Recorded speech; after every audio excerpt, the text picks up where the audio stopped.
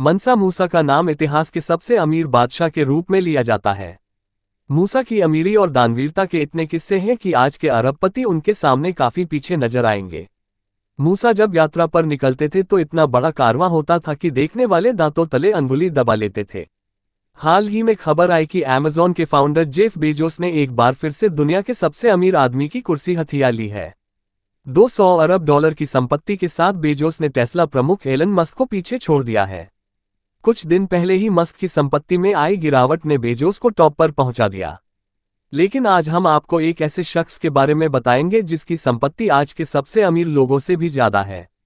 14वीं सदी में अफ्रीकी महाद्वीप में शासन करने वाले मनसा मूसा इस धरती पर अब तक के सबसे धनी शख्स हैं। 1280 में जन्मे मनसा मूसा अफ्रीका के विशाल माली साम्राज्य की गद्दी संभाली थी।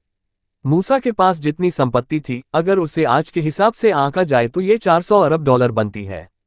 मूसा की संपत्ति से तुलना करें तो आज के धनकुबेर भी उनके सामने फीके नजर आते हैं। मूसा की अमीरी के पीछे उनके राज्य में बड़ी मात्रा में मौजूद प्राकृतिक संसाधन थे। माली में स्थित बम्बूक, वंगारा, ब्यूर, गलाम और तगाजा की खदानों से सोना निकाला जाता था। टिम्बक्टू से शासन करने वाले मूसा का राज्य आइवरी कोस्ट, सेनेगल, माली और बुर्किना फासो समेत कई समकालीन अफ्रीकी देशों तक फैला हुआ था। मूसा का नाम अपनी बुद्धिमत्ता के साथ ही दानवीरता के लिए भी खूब मशहूर है।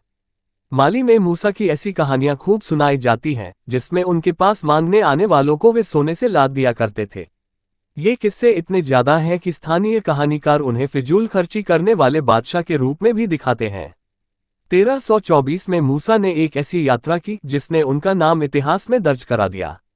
ये यात्रा मक्का के लिए थी।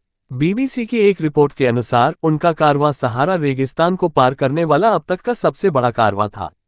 उनके काफिले में सोने से लदे 100 ऊंट, 12,000 नौकर और 60,000 गुलाम शामिल थे।